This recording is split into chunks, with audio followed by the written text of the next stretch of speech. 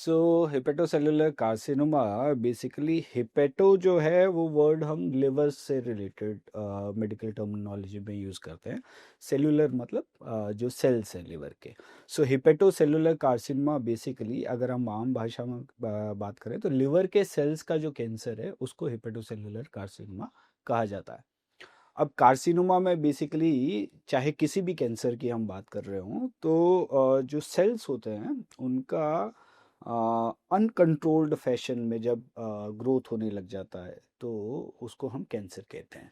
सो similarly hepatocellular carcinoma means liver के cells जब वो अनकंट्रोल्ड फैशन में ग्रो करने लग जाते हैं और लिवर में गांठें बना देते हैं उसको हम हिपेटोसेलुलर कार्सिनोमा कहते हैं। सो एचसीसी बेसिकली सिरोटिक लिवर में बनता है। एंड अनफॉर्चुनेटली रिसेंटली क्या हुआ है, लिवर में जो सिरोसिस का इंसिडेंस ग्रेजुअली बढ़ रहा है। सिरोसिस मतलब लिवर में सुखावट आनी शुरू हो जाती है और लिवर के सेल्स में अनवांटेड चेंजेस आने शुरू हो जाते हैं। उसका एक बहुत बड़ा रीज़न ये है कि अभी एक तो अल्कोहल की तरफ इंक्लिनेशन बहुत बड़ा है लोगों का। सो एक और दूसरा बड़ा रीज़न है कि नॉन अल्कोहलिक जो लिवर डिजीजेस हैं वो भी काफ़ी बड़ी हैं और वेट गेन एक बहुत बड़ा फैक्टर उसके अंदर रहता है। सो जैसे जैसे ये एक ओबेसिटी का, मोटापे का हम pandemic, we are going through a pandemic. आप देख रहे होंगे कि अभी बचपन से ही मोटापा काफ़ी हावी होता जा रहा है। सो उसकी वजह से भी जो लिवर है उस पर काफ़ी असर पड़ रहा है, फैटी लिवर कॉमन होता जा रहा है और non alcoholic fatty liver diseases बढ़ रही हैं। उससे सिरोसिस बढ़ रहा है एंड अनफॉर्चुनेटली सिरोसिस एक प्री रिक्विजिट है हेपेटोसेलुलर कार्सिनोमा के लिए। तो उससे हेपेटोसेलुलर कार्सिनोमा के केसेस भी काफ़ी ज़्यादा बढ़ रहे हैं।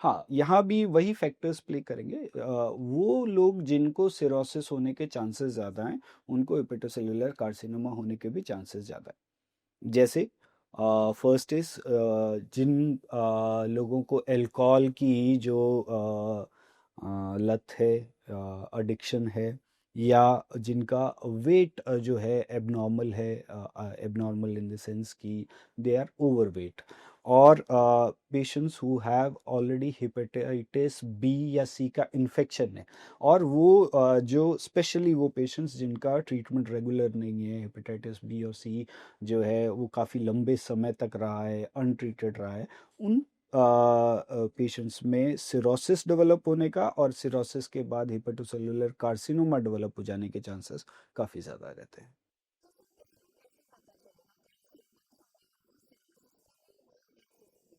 Now this is the unfortunate thing about hepatocellular carcinoma. Problem क्या है कि यहाँ शुरुआती दौर में उतने सिम्टम्स नहीं आते हैं और आम तौर पे सिरोसिस रिलेटेड, अगर ऑलरेडी पेशेंट को सिरोसिस है फिर तो फिर भी चांसेस हैं कि उनको जैसे पेट में पानी भर जाने का, भूख कम हो जाने का, वेट लॉस होने के, इस तरीके के सिम्टम्स आने शुरू होते हैं। एंड फॉर दोज रीजंस जब वो अपने फिजिशियन से मिलते हैं तो फर्दर टेस्ट वगैरह करके ये पता किया जा सकता है। बट अगर मैं बात करूं अकेले हिपेटोसेलुलर कार्सिनोमा का, जो जिनको ऑलरेडी सिरोसिस डायग्नोसिस नहीं है उनके लिए थोड़ा मुश्किल है शुरुआती दौर में इसको पकड़ पाना, क्योंकि ये एसिम्टोमेटिक होता है, उसके इतने सिम्टम्स नहीं आते हैं। लेटर स्टेजेस में ज़रूर ऐसा होता है कि पेट में ये जो सारे सिरोसिस रिलेटेड सिम्टम्स हैं ये बहुत प्रोमिनेंट हो जाते हैं। तो ऐसे में आमतौर पे हमारी एडवाइस पेशेंट्स को या जनरल पब्लिक को यही रहती है कि कोई भी हेल्थ रिलेटेड आपका इशू है, चाहे लंबे समय से भूख न लगना या वेट लॉस जो अनएक्सप्लेन्ड है। If your weight loss is explain कि आप खुद मेहनत करके, डाइटिंग करके, एक्सरसाइजेस करके कम कर रहे हैं, या फॉर सम रीज़न सपोज कीजिए किसी को डायबिटीज़ है और उसकी वजह से वेट कम हो रहा है, तो this is an explained weight loss. अगर कोई ऐसा सिम्टम है जो एक्सप्लेन नहीं हो रहा है या बार बार आपके फिजिशियन के टेस्ट करने के बावजूद उसके कोई रीजंस नहीं समझ में आ रहे हैं, there probably you should start thinking of other diagnoses such as cancers. Here in this case, the liver cancer or hepatocellular carcinoma. So HCC का risk factor basically one is सबसे बड़ा रिस्क फैक्टर तो cirrhosis ही है। अब cirrhosis के risk factors जो रहते हैं वो एक तो हेपेटाइटिस बी का इन्फेक्शन, हेपेटाइटिस सी का इन्फेक्शन, अल्कोहल का consumption in very large quantities and for very long, then non alcoholic fatty liver disease. ये यूजली ओवरवेट लोगों में या जिनको मेटाबॉलिक सिंड्रोम जिसे हम कहते हैं रहता है, जिनमें डायबिटीज़, ओवरवेट एंड और मल्टीपल इश्यूज रहते हैं, उनमें होने के चांसेस ज़्यादा हैं। एक और इम्पॉर्टेंट कॉज हो सकता है कि प्रोलॉन्ग्ड अगर ड्रग्स का एक्सपोजर किसी और वजह से रहा है, drugs in the sense medications की मैं बात कर रहा हूँ, जिससे अगर लिवर डैमेज हुआ है, so that can also be one of the cause.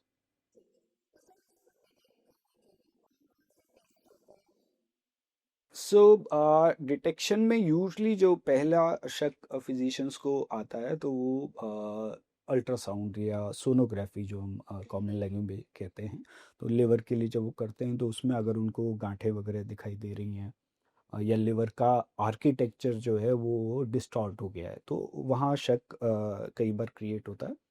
फिर उसमें एक तरीके का ब्लड टेस्ट भी रहता है, अल्फा फीटोप्रोटीन, जिसको हम रन करते हैं एंड उससे भी हमें अंदाज़ा लगता है। तो ये तो हो गया स्क्रीनिंग टेस्ट कि इनिशियली जहाँ से शक क्रिएट होता है कि may be this individual might be suffering from this, but then फिर we run other tests such as CTs और MRIs of the abdomen, जिससे हमें आगे पिक्चर क्लियर होती है।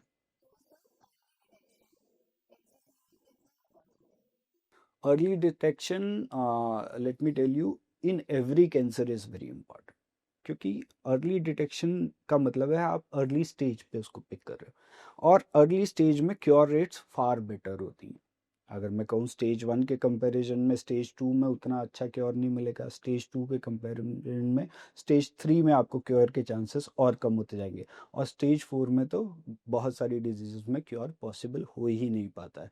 सो ना केवल आपका इंटेंट ऑफ द ट्रीटमेंट कि आप सिर्फ आराम देने के लिए वो कर रहे हो या एक्चुअली इसको क्योर करने के लिए, जड़ से ख़त्म करने के लिए कर रहे हो। एक तो जैसे जैसे स्टेज बढ़ती जाएगी आपका इंटेंट चेंज होता जाएगा। दूसरा, ओवरऑल सर्वाइवल एक टर्म रहती है मेडिकल ऑन्कोलॉजी में कि बेसिकली पेशेंट इस डायग्नोसिस के बाद कितने समय तक हमारे साथ रहेंगे। तो जैसे जैसे स्टेज बढ़ती जाती है वैसे वैसे ये ओवरऑल सर्वाइवल बहुत कम होता जाता है।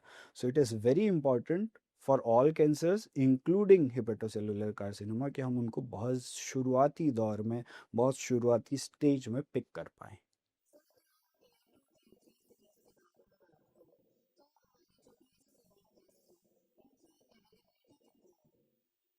देखिए, gradually the availability definitely is improving, but इनमें एक चैलेंज और है। ये एक ऐसा सिंपल टेस्ट नहीं है कि हमने किसी भी लैब में किया और उसको इंटरप्रेट कर लिया। इसके लिए बहुत सारी आपको कैलिब्रेशन की रिक्वायरमेंट होती है। आ, मशीन चाहे वहाँ अवेलेबल नहीं हो, सैंपल्स वहाँ से ट्रैवल करके टायर वन सिटीज़ में भी आ सकते हैं। ज़्यादा बड़ा चैलेंज आता है हमें ये जो इमेजिंग समय करनी है, सीटी एमआरआई करनी है, क्योंकि उसमें सिर्फ ऐसा नहीं है कि वहाँ सीटी स्कैन की मशीन अवेलेबल है तो आप उसको रन कर पाएंगे और डिटेक्ट कर पाएंगे। The expertise has to be there. Scan को रीड करने के लिए we need very expert radiologist who do these things day in day out to differentiate, क्योंकि हम ये भी नहीं चाहते कि होते हुए मिस कर दे, और ऐसा भी नहीं चाहते कि होते हुए हम उसको कैंसर कंसीडर करके और परिवार को और पेशेंट को परेशान भी कर दे। तो ऐसी स्थिति में availability gradually is getting better, but still it is very restricted, and let's hope with coming time it improves.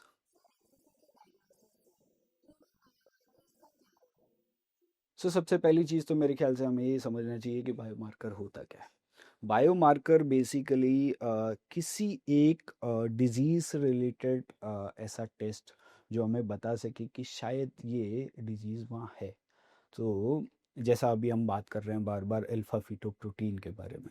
सो वो यूजली जो लिवर के सेल्स हैं वो सिक्रीट करते हैं, और वो अगर एबनॉर्मल क्वांटिटी में, एक्सेसिव अमाउंट में सिक्रीट हो रहा है, तो दैट मीन्स ये जो कैंसरस सेल्स हैं जो अनकंट्रोल्ड फैशन में ग्रो कर रहे हैं, जिन्होंने वहाँ गांठें बना दी हैं, वो उसको एक्सेस अमाउंट में सिक्रीट करके और ब्लड तक पहुँचा रहे हैं। So that is called a biomarker. So for hepatocellular carcinoma, alpha fetoprotein is considered to be a biomarker, but इसका interpretation बहुत tricky है. So it should not be like कि after kind of listening to this podcast, कल जिसको भी लग रहा है कि कहीं मुझे लिवर का कैंसर तो नहीं है, और मैं एक टेस्ट रन कराऊं और उसका रिजल्ट मैं जान के ये मान लूं कि है या नहीं है। ये test abnormal even non cancerous conditions में भी हो सकता है, और ये test normal even cancerous conditions में भी हो सकता है।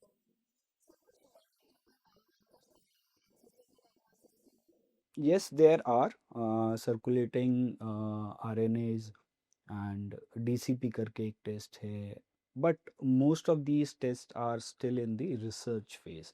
इनका क्लिनिकली प्रूवन सिनेरियो अभी नहीं क्रिएट हुआ है। Before these become a regular test for us physicians to use, अभी थोड़ा समय लगेगा।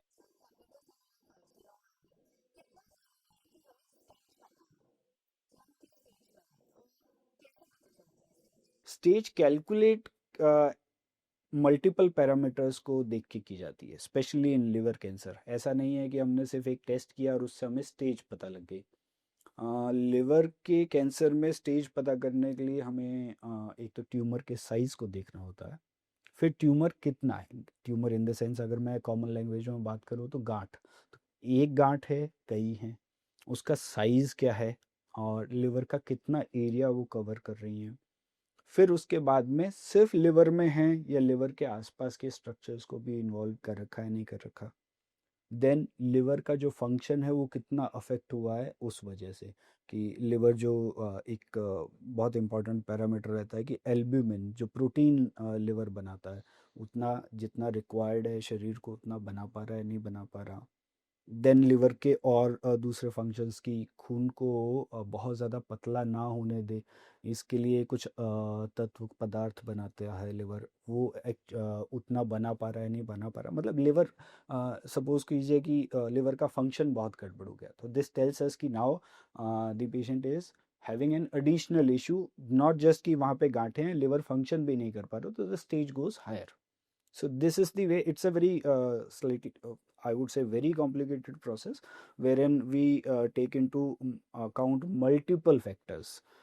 ट्यूमर का साइज, उसके नंबर, लिवर का कितना पार्ट कवर है, लिवर का फंक्शन कैसा है, आसपास के स्ट्रक्चर्स इन्वॉल्व हैं या नहीं है, उसके बेस पे हम स्टेज डिसाइड करते हैं।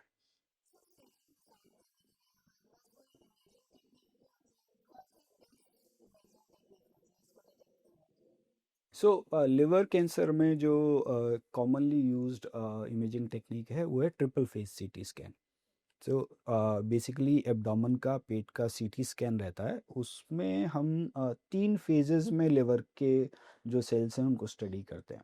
सबसे पहले हमने एक बार स्कैन ले लिया लिवर का, then we give a very special medicine, जो यूजुअली आप देखते हैं कैनुलास पेशेंट्स को लगे होते हैं, उनसे आईवी इंट्रावीनस हम वो मेडिसिन दे देते हैं। वो मेडिसिन देने के बाद में हम दोबारा लिवर को स्टडी करते हैं कि वो कितनी मेडिसिन वहाँ जाके इकट्ठी हुई। उसको हम मेडिकल लैंग्वेज में कॉन्ट्रास्ट एनहेंसमेंट कहते हैं, कि वो देने के बाद में कितनी चमक बढ़ी उसके अंदर। एंड फिर एक फाइनल फेज होता है कि जो पोस्ट कॉन्ट्रास्ट की, वो कॉन्ट्रास्ट जब वहाँ से बह गया है, निकल गया है, उसके बाद लिवर कैसा दिख रहा है। तो इन तीनों फेजेस में जो रेडियोलॉजिस्ट है उसको बहुत सारे क्लूज मिलते हैं कि ये सिंपल कोई गांठ है, लिवर की कोई कैंसर बनी है, या लिवर में बहुत बार ऐसा भी होता है कि शरीर के किसी और हिस्से में कैंसर बना हो और वो लिवर में आके फैला हो। तो इन तीनों सिनेरियोज में पिक्चर बहुत डिफरेंट रहती है। So that way the radiologist is able to make out कि वो सिंपल गांठ है या कैंसर की गांठ है। So one word answer, triple phase CT scan of the abdomen liver cancer को पिक करने के लिए किया जाता है।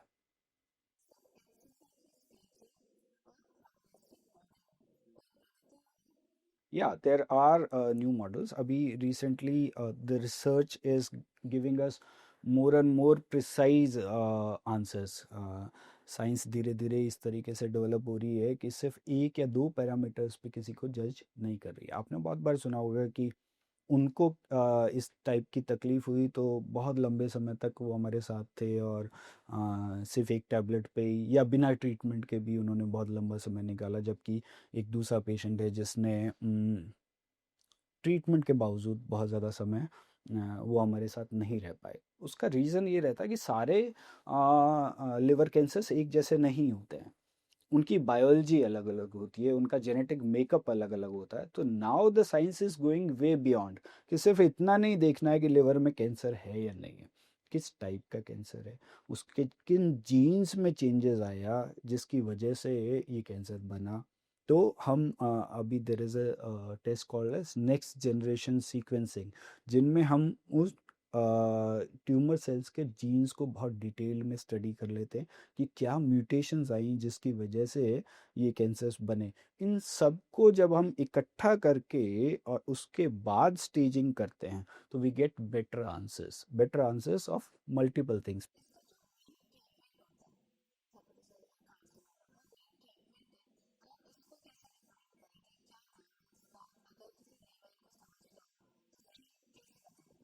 सो फर्स्ट थिंग इज, एक कोई सिंगल ट्रीटमेंट नहीं है बेसिकली इसमें।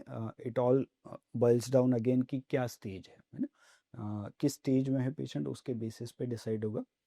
तो दो तरीके से हम हेपेटोसेलुलर कार्सिनोमा या लिवर कैंसर के जो ट्रीटमेंट्स हैं उनको बांट सकते हैं। पहला तो है लोकलाइज ट्रीटमेंट कि जो लिवर डायरेक्टेड है, लिवर के अंदर जो गांठें हैं उनकी तरफ ध्यान दे के किया जाता है। और एक होता है सिस्टमिक ट्रीटमेंट। सिस्टमिक ट्रीटमेंट मतलब जहाँ आप टैबलेट से, इंजेक्शन से, दवाओं से उसको ठीक करना चाह रहे हैं। तो पहले हम बात कर रहे हैं अगर लोकलाइज ट्रीटमेंट की, तो एक तो सर्जरी है।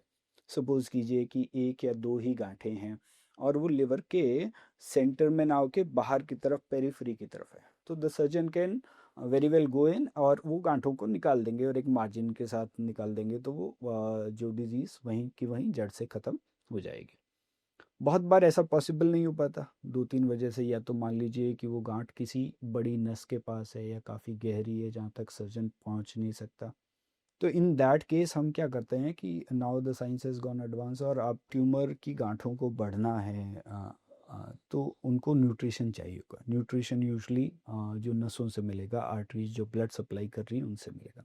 So now the science has gone advance और हम क्या करते हैं, डायरेक्टली उन आर्टरीज में कीमोथेरेपेटिक कीमो की मेडिसिन से वो डाल देते हैं और वो जाकर उन ट्यूमर्स को श्रिंक कर देती है, सुखा देती है, ख़त्म कर देती है। बहुत बार ऐसा होता है कि हमें लगता है कि सर्जरी करके ही बात नहीं बनेगी, हमें ये लिवर पूरा ही रिप्लेस करना पड़ सकता है। तो जहाँ फिजिबल होता है, जहाँ पॉसिबल होता है, तो liver transplant can also be done in liver cancers. और फिर आता है सिस्टमिक ट्रीटमेंट दवाओं से। अब दवाएं, thankfully in liver cancer the science has advanced pretty much and आज के दिन में कीमोथेरेपी जो एक कॉमन कैंसर्स के लिए ट्रीटमेंट हम जानते या समझते हैं, हमें ज़्यादातर पेशेंट्स में देने की ज़रूरत नहीं पड़ती है। अभी लिवर कैंसर के लिए there are lot many targeted therapies. Targeted therapies basically नाम क्यों पड़ा, क्योंकि वो सीधा जाके ट्यूमर के सेल्स को, कैंसर के सेल्स को टारगेट करती हैं।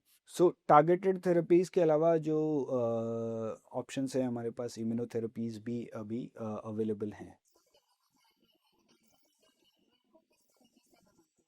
इम्यूनोथेरेपीज ने लिवर कैंसर में एक रिवॉल्यूशन लेके आया है, इन द सेंस कि इम्यूनोथेरेपी बेसिकली कैसे काम करेगी कि अब तक जो शरीर के डिफेंस सेल्स थे, जो कैंसर के सेल्स को पहचान ही नहीं पा रहे थे कि वो शायद शरीर में हैं और इस वजह से वो पनपते रह रहे थे, इम्यूनोथेरेपी शरीर के ही डिफेंस सेल्स को इस तरीके से ट्रेन कर देती है कि वो उन सेल्स को पहचाने और उनको ख़त्म करे। सो उसके दो एडवांटेजेस हैं इम्यूनोथेरेपी के। बेसिकली एक तो वो कैंसर ज़्यादा कारगर तरीके से ख़त्म होता है, गांठें जल्दी सूखती हैं, पेशेंट को जल्दी आराम, प्लस वो असर लंबा रहता है, गहरा रहता है।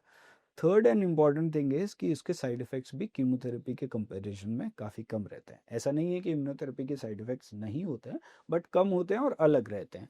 सो इम्यूनोथेरेपी अब एक ज़्यादा कारगर, लंबे समय तक काम करने वाला और कम साइड इफ़ेक्ट्स के साथ यूज़ होने वाली मेडिसिन्स हैं।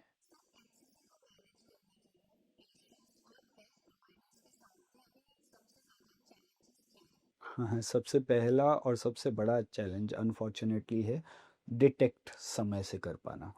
बहुत बार क्या रहता है कि क्योंकि ऑलरेडी इन पेशेंट्स को पहले से तकलीफ है, सिरोसिस है, हेपेटाइटिस बी का, सी का इन्फेक्शन है, या जैसे मैंने आपको बताया non alcoholic fatty liver diseases इनको ऑलरेडी हैं। तो बहुत बार जब तकलीफ़ें जब ये लिवर के सेल्स के अंदर कैंसर्स बन रहे होते हैं, परेशानियां बढ़ रही होती हैं, तो पेशेंट्स को लगता है कि पहले जो से जो तकलीफ़ें हैं शायद वही कंटिन्यू हो रही हैं, कुछ समय में शायद ठीक हो जाएंगी या बेटर हो जाएंगी, तो इसलिए एक तो अर्ली डिटेक्शन नहीं हो पाता। दूसरा, जैसा कि हमने बात की कि अपेक्स सेंटर्स, बड़े सेंटर्स, बड़ी सिटीज़ को अगर हम छोड़ दें, तो जो second tier, third tier cities हैं उनमें अभी फैसिलिटीज़ उतनी अवेलेबल नहीं है, अवेलेबल भी हैं तो उतनी एक्सपर्टाइज शायद अवेलेबल नहीं हो।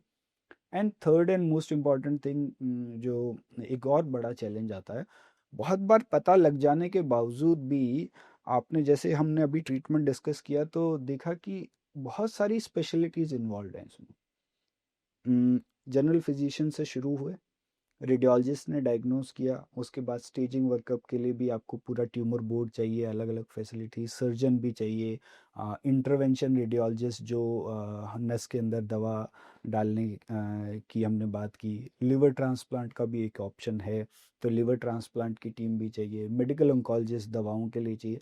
So most of the times जो बेस्ट मैनेज्ड पेशेंट्स होते हैं वो होते हैं जो एक ऐसे सेंटर पे पहुंचे जहाँ ये सारी फैसिलिटीज़ एक अंडर अ सिंगल रूफ, एक ही छत के नीचे अवेलेबल हो। बट ऐसा बहुत बार पॉसिबल नहीं हो पाता, specially in our country where facilities are not that well developed. So वो भी एक बड़ा चैलेंज है कि पेशेंट हमेशा ठीक जगह पे पहुंचे।